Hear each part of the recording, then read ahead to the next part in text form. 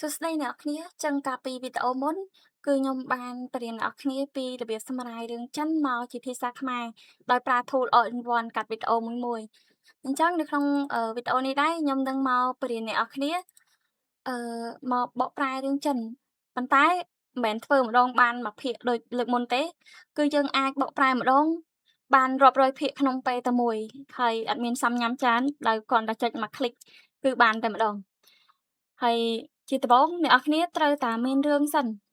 មុននឹងយើងអាចរ៉ានបានណាហើយសម្រាប់រឿងគឺអ្នកនរគ្នាត្រូវមានរឿងជា folder ប្រភេទបែបកាត់ជាខ្លីជាភាគឲ្យស្រាប់ណាអញ្ចឹងគឺខ្ញុំមានរឿងឲ្យអស់ហើយរឿងទាំងអស់ហ្នឹងជាភាគឲ្យស្រាប់បើអ្នកនរគ្នាមានរឿងអ្នកនរគ្នាអាចទាញវាបង្កើត folder ថ្មីមកតែបើអត់មានទេអាចអឺរកពីខ្ញុំក៏បានដែរនេះគ្រប់រឿងរបស់ខ្ញុំគឺមានច្រើនវាសុទ្ធតែ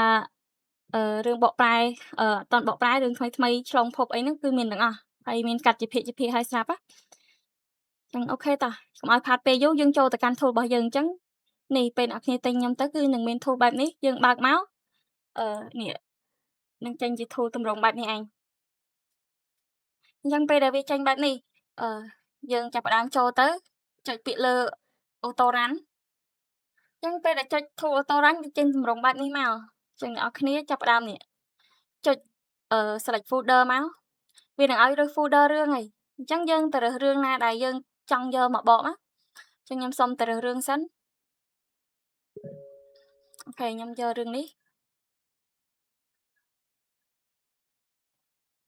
ហើយយើងចាំតិចសិនទៅវានឹងតម្លាក់រឿងចូលហើយ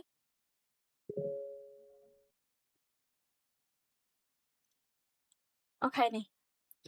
ឃើញសាច់រឿងរបស់យើងគឺ79ភាគអញ្ចឹងរឿងរបស់ខ្ញុំ79ភាគខ្ញុំបកប៉ុណ្ណឹងហើយបន្ទាប់ពីយើងដាក់រឿងចូលហើយកន្លែងនេះគឺជាកន្លែងseparate អញ្ចឹង separate ហ្នឹងគឺវានេះយើងវាចុចឲ្យស្រាប់អស់ហើយ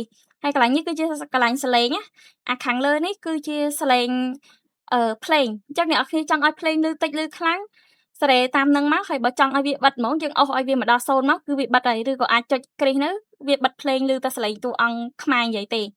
ហើយកន្លែងនេះគឺសលេងតួអង្គរបស់យើងបើសិនជាយើងចង់ឲ្យឮខ្លាំងយើងដាក់ឲ្យខ្លាំងបើចង់ឲ្យឮតិចគឺយើងដាក់តិចទៅបន្ទាប់មកយើងចុចនេះបេតុង cell ហើយកន្លែង transcript នេះគឺយើងមិនបាច់ធ្វើអីទេហើយនេះយើងអាចសេរីបាននេះអ្នកនរគ្នាអាចចុចដាក់50% 70%ឬក៏90%អញ្ចឹងជាទូទៅខ្ញុំសូមណែនាំឲ្យរើសយក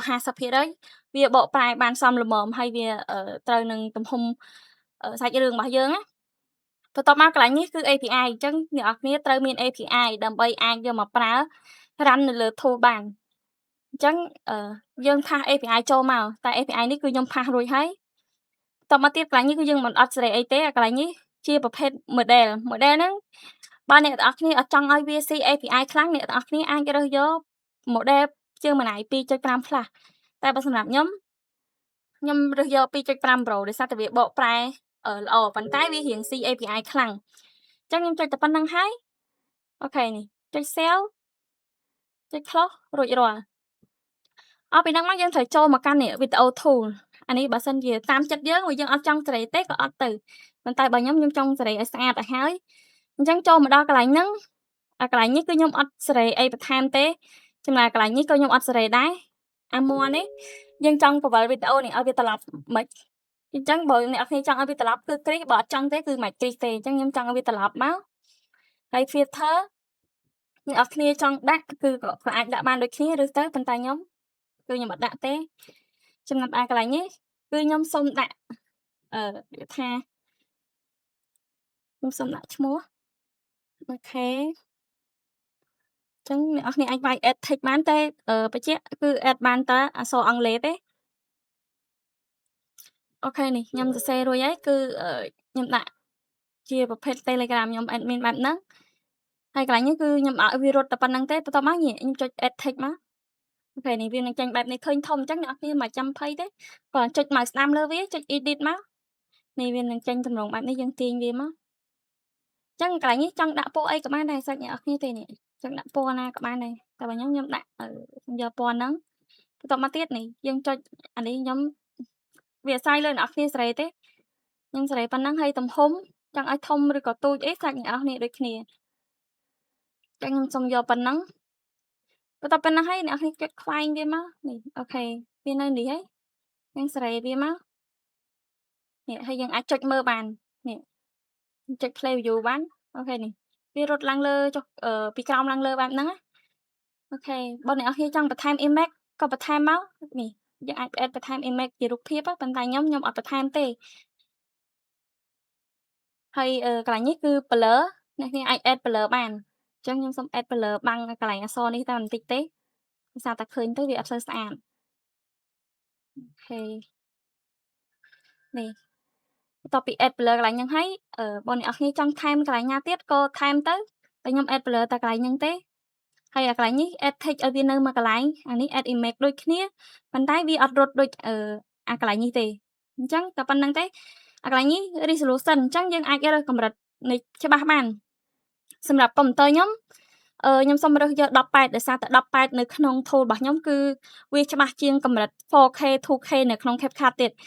អញ្ចឹងខ្ញុំរើសយក18ដើម្បីឲ្យវាធូរម៉ាស៊ីនខ្លះហើយបើសិនជាយើងចង់ដាក់ 2K ក៏បានដែរព្រោះកុំព្យូទ័រខ្ញុំកម្រិតកុំព្យូទ័រខ្ញុំវាបានដាក់នៅខាងក្រោមហ្នឹងហើយអ្នកនរគ្នាអាចនេះមើលកន្លែងនេះបាននេះវាអាចថាយើងអាចដាក់ដល់ 2K បានប៉ុន្តែមិនមែនថាយើងអត់អាចដាក់ដល់ 8K ឬក៏ 4K ទេយើងដាក់បានដូចគ្នាប៉ុន្តែវាអាចនឹងរៀងយឺតណាចឹងបើសិនជាកម្លាំងកុំព្យូទ័រអ្នកនរគ្នាធំខ្លាំងអ្នកនរគ្នាចង់ដាក់កម្រិតច្បាស់ដល់2K 4K 8K ក៏បានដែរអាហ្នឹងមានជំរឿឲ្យរើសវាកាន់តែច្បាស់ចឹងខ្ញុំរើសតែប៉ុណ្្នឹងទេបន្ទាប់ពីរើសប៉ុណ្្នឹងហើយយើង save ទុកមកហើយខ្ញុំបញ្ជាក់ទាំងអស់គ្នាកន្លែងហ្នឹងយើង save ធ្វើតែម្ដងអញ្ចឹងគឺវាជាប់ហើយវាជាប់នៅនឹងអញ្ចឹងណាសម្រាប់ API អីយើងធ្វើប៉ុណ្្នឹងមកអត់មានអីសំញាំច្រើនទៀតទេនេះយើងសេរីប៉ុណ្្នឹងហើយអស់ហើយបន្តមកទៀតនេះយើងចុចrun auto អូខេចុចតែមួយคลิกរួចបន្ទាប់ពីចុច run auto ហើយនេះវានឹងរត់បែបនេះនេះវារត់មកវាឃើញកន្លែងហ្នឹងវាចាប់ផ្ដើមកំពុងតែបកប្រែយើងនេះវាចាប់ផ្ដើមរត់អញ្ចឹងដល់ពេលដែលវារត់ពេញយើងអាច play វីដេអូនៅលើនឹងបានថាចាំមើលថាសលេងវាបកមកល្អអត់អីអត់អញ្ចឹងចាំមើលនៅពេលបកហើយខ្ញុំនឹង play ឲ្យអ្នកនរគ្នាមើលថាតើ tool នឹងវាអាចបកសលេងមកនិយាយចំមាត់អត់ text ស្រីប្រុសមែនអត់អីចឹងអូខេឥឡូវបន្ទាប់ពីយើងរងចាំវាមួយផ្លែតទៅឥឡូវវាបកបាន2វីដេអូហើយអញ្ចឹងយើងមក play វីដេអូស្ដាប់ទាំងអស់គ្នានេះយើងចុច play នេះមក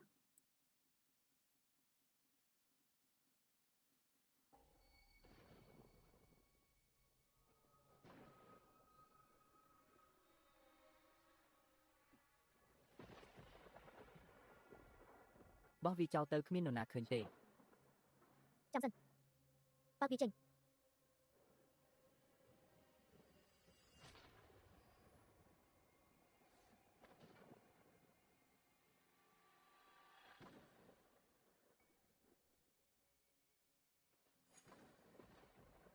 បិចអាចទៅរួចគ្រាន់តែដួលបន្តិចសោះក៏ស្លាប់ដែរ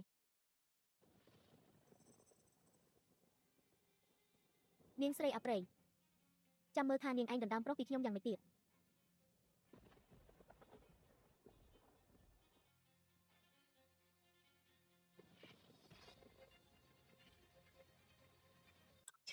អូខេអញ្ចឹងប៉ុណ្ណឹងគឺ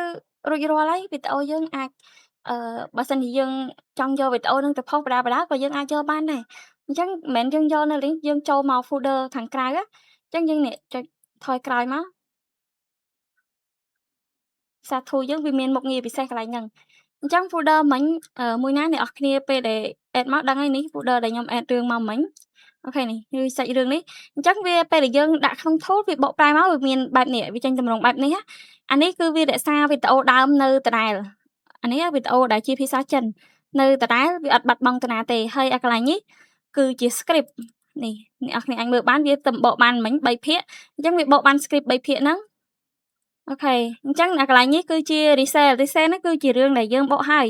អញ្ចឹងយើងអាចចូលមើលរឿងយើងបកហើយមិញវាទៅ export ចេញបាន2ភាគអញ្ចឹងវានៅ2ភាគនៅនឹងអញ្ចឹងបើយើងចង់យកទៅផុសគឺយើងអាចយកពីកន្លែងហ្នឹងទៅផុសបដាបានតម្រាំតាវា run tool យើងបកប្រែហើយទាំងអស់ដើម្បីកុំឲ្យយូរវាងាយស្រួលសម្រួលការងារយើងបានច្រើនអ ចឹងវីដេអូរបស់ខ្ញុំគឺមានតែប៉ុណ្្នឹងទេបើសិនជាអ្នកទាំងអស់គ្នាចង់បាន tool ឬក៏ចង់ដឹងព័ត៌មានលម្អិតពីការបកប្រែរឿងសម្រាយរឿងចិនមកខ្មែរអ្នកនរគ្នាអាចទាក់ទងមក Telegram របស់ខ្ញុំផ្ទាល់មកដើម្បីដឹងព័ត៌មានឲ្យច្បាស់ពី tool ហើយ